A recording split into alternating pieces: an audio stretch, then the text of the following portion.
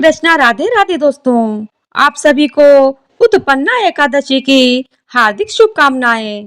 आज के इस वीडियो में हम लोग सुनेंगे उत्पन्ना एकादशी की व्रत कथा। आप सभी पर विष्णु भगवान की कृपा सदैव बनी रहे, इसी मंगल कामना के साथ आज के वीडियो का शुभारंभ करते हैं। जय श्री हरि विष्णु, जय एकादशी माता। भक्तों, आज हम सुनने जा रहे हैं उत्पन्ना एकादशी की वह अद्भुत रहस्यमयी और अत्यंत पवित्र कथा जो स्वयं भगवान श्री कृष्ण ने धर्मराज युधिष्ठिर को सुनाई थी। इस बार उत्पन्ना एकादशी 15 नवंबर शनिवार के दिन पड़ रही है। इस पावन तिथि पर सभी गृहस्थ जन और वैष्णव भक्त उपवास करेंगे तथा भगवान श्री हरि विष्णु की आराधना करेंगे। एकादशी व्रत उपासना और भक्ति के आरंभ का शुभ अवसर लेकर आएगी। इस दिन से ही वर्ष भर की सभी एकादशियों का संकल्प लेना अत्यंत फलदायी माना जाता है। हरि ओम तत्सम। माघ शीर्ष माह के कृष्ण पक्ष की एकादशी तिथि को यह कथा कही जाती है। इसे उत्पन्ना एकादशी इसीलिए कहा गया क्योंकि इसी दिन एकादशी देवी का प्राकट्य हुआ था। इस दिन से ही एकादशी व्रत का आरंभ माना जाता है। श्री कृष्ण बोले, राजन, यह कथा अत्यंत पावन और पुण्यदायी है। इसके श्रवण मात्र से मनुष्य के समस्त पाप नष्ट हो जाते हैं और आत्मा का उद्धार होता है। सुनो, मैं तुम्हें उस समय की कथा सुनाता हूँ जब संसार में अधर्म का अंधकार छाया था। सृष्टि के प्रारंभिक काल में एक समय ऐसा आया जब असुरों की शक्ति अत्यधिक बढ़ गई थी। उनमें एक असुर था मुर।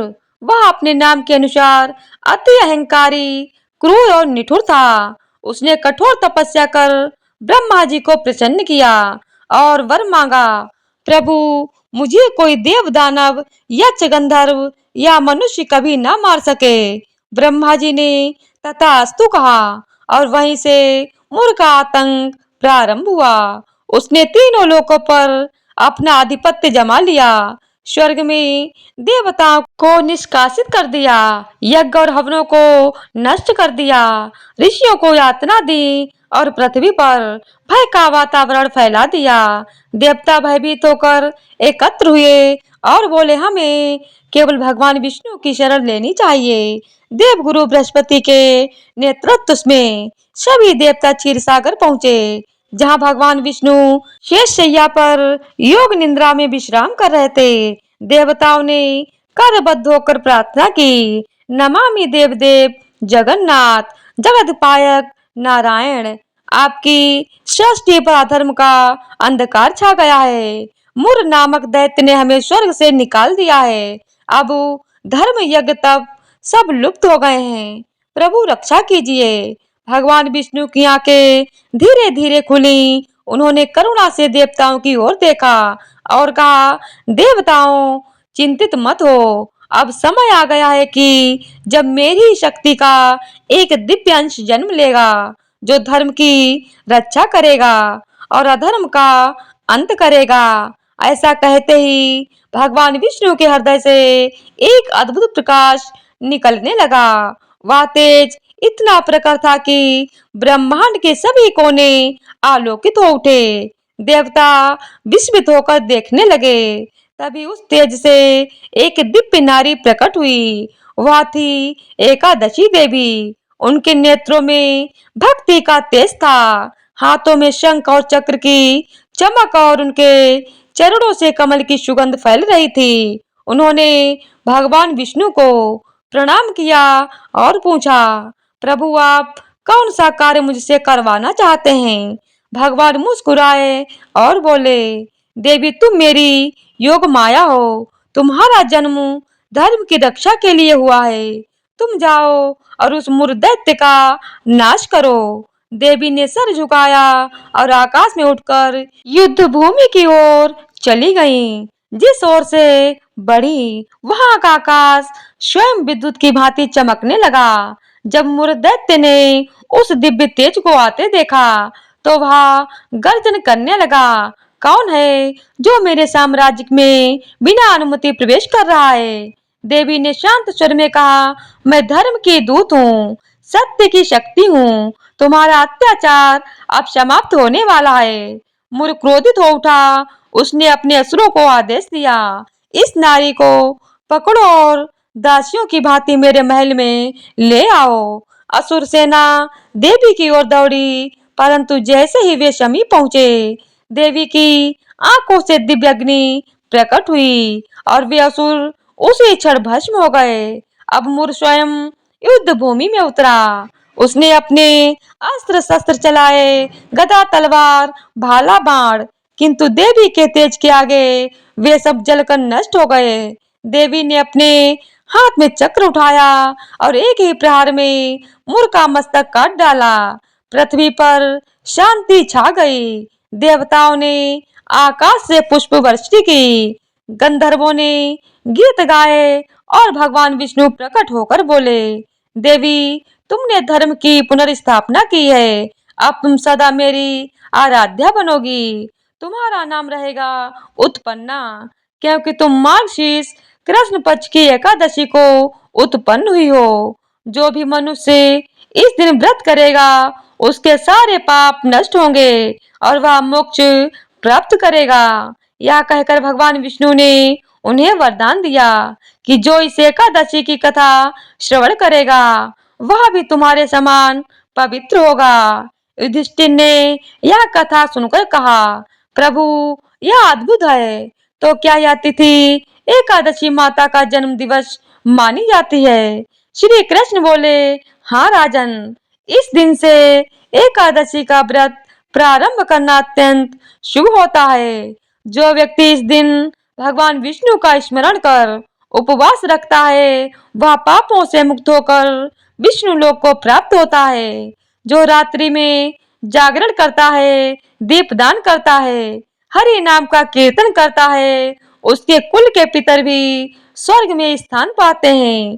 इस कथा को सुनने मात्र से मनुष्य का हृदय निर्मल हो जाता है और यदि कोई इसे श्रद्धा भाव से पालन करे तो उसके जीवन से भय, रोग और संकट सदा के लिए दूर हो जाते हैं। इस दिन तुलसी दल से विष्णु पूजन, दान, दीपदान और भक्ति गीतों का महत्व अत्यधिक माना गया है। अतः भक्तों, उत्पन्ना एकादशी केवल उपवास का नहीं, बल्कि एक नई शुरुआत का प्रतीक है। यह दिन स्मरण कराता है कि जब भी संसार में अधर्म बढ़ता है, तब ईश्वर अपनी किसी न किसी शक्ति को उत्पन्न करते हैं ताकि सत्य और धर्म की विजय सुनिश्चित हो सके। इसीलिए इस दिन भक्ति, संयम और साधना का आरंभ अवश्य करें। प्रभु विष्णु से यही प्रार्थना करें, हे नारायण, जैसे आपने धर्म की रक्षा हेतु एकादशी देवी को प्रकट किया, वैसे ही हमारे जीवन में भी सत्य, भक्ति और शांति की स्थापना करें। जो श्रद्धा पूर्वक इस कथा को श्रवण करता है, उसके जीवन में सुख, समृद्धि और आध्यात्मिक आनंद सदा बना रहे। ओम हरि तत्सम। जय श्री हरि विष्णु। भक्तों, अब हम सुनने जा रहे हैं उत्पन्ना एकादशी की वह कथा जिसमें धर्म, सत्य और भक्ति की पराकाष्ठा देखने को मिलती है। यह कथा हमें यह सिखाती है कि एकादशी व्रत का पालन न केवल पुण्यदायक है, बल्कि यह व्यक्ति को स्वयं भगवान विष्णु के सानिध्य तक पहुंचा सकता है। राजा रुक्मा, उनकी रानी संध्यावली और पुत्र धर्मार्ग की यह कथा भक्ति, त्याग और सत्य की अमर गाथा है, जो हर युग में श्रद्धा का दीपक प्रज्वलित करती है। बहुत समय पहले की बात है। रुक्मा नाम के एक प्रसिद्ध राजा थे। भगवान विष्णु की आराधना ही उनका जीवन था। वे चराचर जगत में अपने आराध्य भगवान ऋषिकेश के दर्शन करते थे और पद्मनाभ भगवान की सेवा की भावना से अपने राज्य का संचालन करते थे। वे सभी प्राणियों पर क्षमा भाव रखते थे और धर्मपरायण, महान, भाग्यवान राजा माने जाते थे। रुक्मा ने अपने राज्य में एक सुंदर पुष्प उद्यान का निर्माण किया। वह उद्यान इतना मनोरम था कि लोग वहां फूल तोड़ने आते और ले जाते थे। परिणाम स्वरूप उद्यान में फूलों की कमी होने लगी और वह उद्यान उजाड़ तथा वीरान होने लगा। उद्यान की इस दुर्दशा को देखकर राजा बहुत उदास हुए। उन्होंने वहां चौकीदारों की संख्या बढ़ा दी, पर फूल तोड़ना रुक न पाया। कई उपाय किए गए, पर कोई प्रभाव नहीं पड़ा, क्योंकि फूल चुराने वाले मनुष्य नहीं थे, बल्कि स्वर्ग के देवी देवता और अप्सराएं थीं। इसीलिए उन्हें पकड़ा नहीं जा सकता था। अतः राजा ने अपने कुल पुरोहित से सहायता मांगी। कुल पुरोहित ने कहा कि यदि शाम के समय उद्यान में भगवान विष्णु के चरणों में चढ़े पुष्प बिखेर दिए जाएं, या चरणामृत अथवा प्रसाद की माला के फूल आसपास फैला दिए जाएं, तो संभव है चोर पकड़ा जा सके। रात्रि में वास्तव में स्वर्ग के देवी देवता और अप्सराएं उद्यान में आईं। उनमें से एक अप्सरा का पांव बिखरे हुए पुष्पों पर पड़ा और उसके सारे पुण्य उसी समय समाप्त हो गए। उसकी स्वर्ग में जाने की शक्ति नष्ट हो गई। अन्य देवी देवता तथा अप्सराएं उसे देखते ही रह गए, पर वे उसे साथ ले जाने में असमर्थ रहे।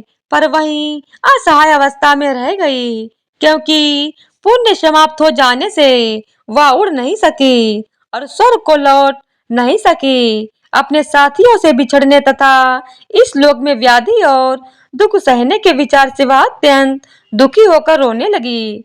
प्रातःकाल उद्यान के चौकीदारों और मालियों ने उसे देखा। उसके दिव्य तेज और अलौकिक रूप देख के वे आश्चर्यचकित रह गए और राजा तक खबर पहुंचा दी। राजा रुक्मा जब वहां आए तो अप्सरा के अलौकिक रूप को देखकर उन्हें भी बड़े आश्चर्य और श्रद्धा का अनुभव हुआ। उन्होंने उसे प्रणाम किया। अप्सरा रोती हुई सारी योजना सुनाई और कहने लगी कि वह स्वर्ग वापस जाना चाहती है।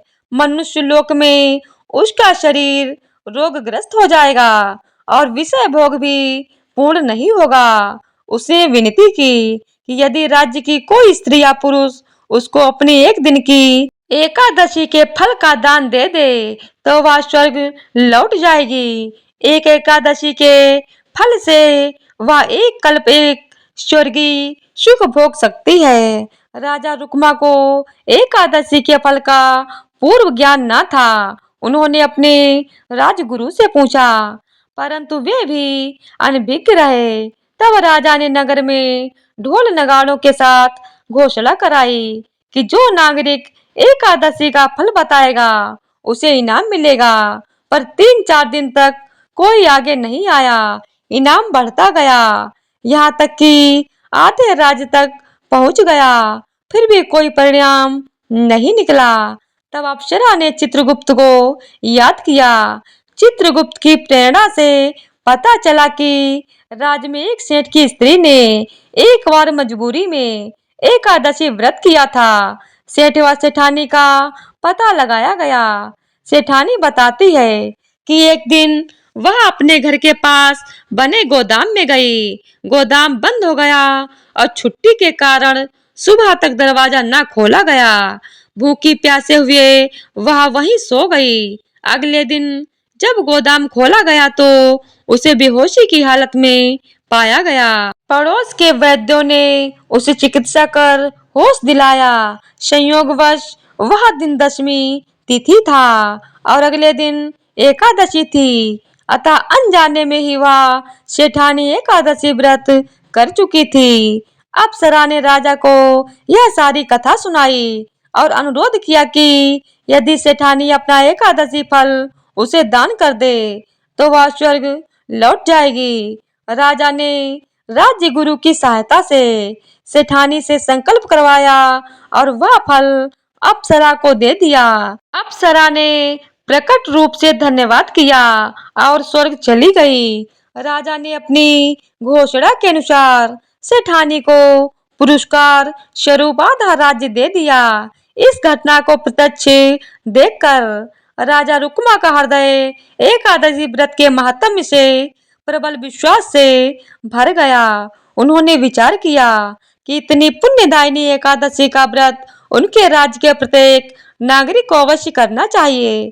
अतः उन्होंने कठोर नियम लागू किया, जो अस्थायी कारणों से न कर सके, वहां तक कि उम्र कुछ भी हो, यदि कोई व्यक्ति एकादशी के दिन अन्न ग्रहण करेगा तो उसे दंड दिया जाएगा अथवा राज्य से निष्कासित कर दिया जाएगा। इस नियम का पालन पुत्र, पिता, माता, पत्नी, मित्र, रिश्तेदार एवं कोई भी हो, सभी पर लागू रहेगा।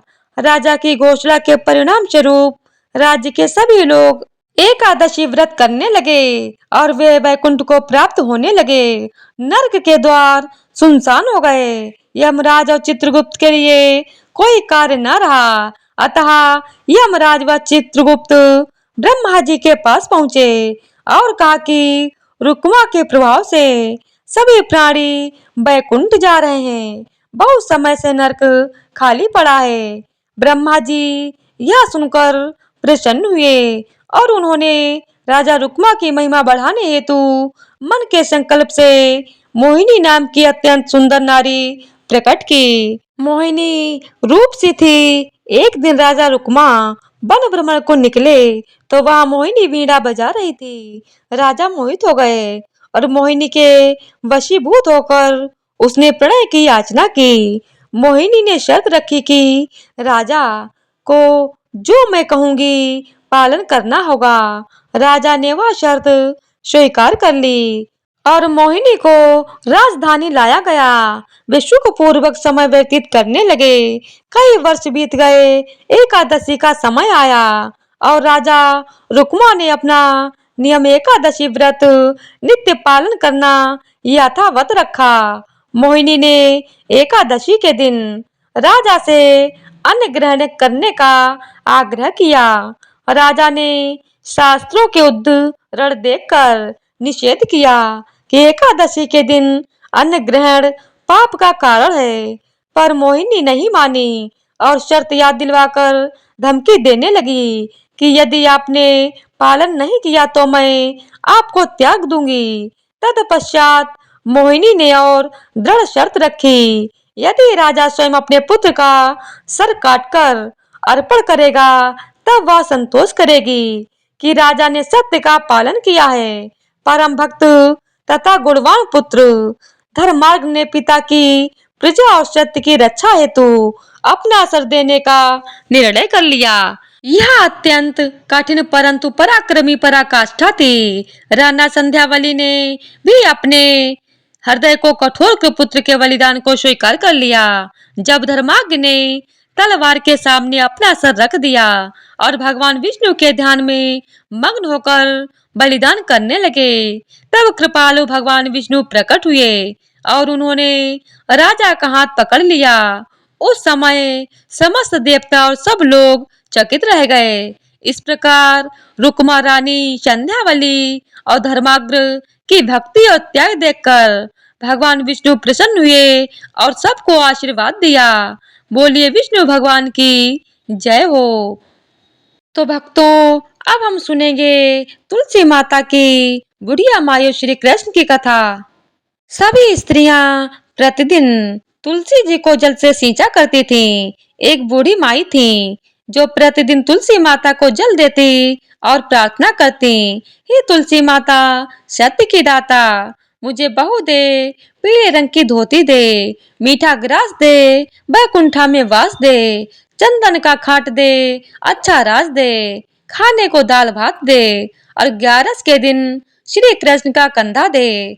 तुलसी माता उसकी बातें सुन सुनकर मुरझाने लगी। भगवान श्री कृष्ण ने पूछा, हे तुलसी, तुम सूख क्यों रही हो? तुलसी माता बोली, प्रभु, एक बूढ़ी माई आती हैं और ऐसी ऐसी बातें कहकर चली जाती हैं। मैं सब वर दे सकती हूँ, पर श्री कृष्ण का कंधा कहाँ से लाऊं? भगवान मुस्कुराए और बोले, जब वह मरेंगी तो मैं स्वयं उसे कंधा देने जाऊंगा। कुछ दिनों बाद बूढ़ी माई का निधन हुआ। जब गांव वाले उसकी आरती उठाने लगे तो वह बहुत भारी हो गई। सब हैरान थे। तभी एक वृद्ध ब्राह्मण स्वयं श्री कृष्ण वहां आए और बोले, मुझे इसके कान में कुछ कह लेने दो। उन्होंने धीरे से कहा, माई तू अपने मन की कर ले, पीताम्बर की धोती ले, मीठा मीठा ग्रास ले, बैकुंठा में वास ले, चंदन का कांट ले, दाल भात का जीवन ले और ले श्री कृष्ण का कंधा भी ले। इतना सुनते ही बूढ़ी माई की देह हल्की हो गई और स्वयं श्री कृष्ण ने अपने कंधे पर उसकी अर्थी उठाई। उसे मोक्ष मिला और वह वैकुंठ चली गई। सभी प्रेम से बोलिए, तुलसी माता की जय हो, कृष्ण भगवान की जय हो।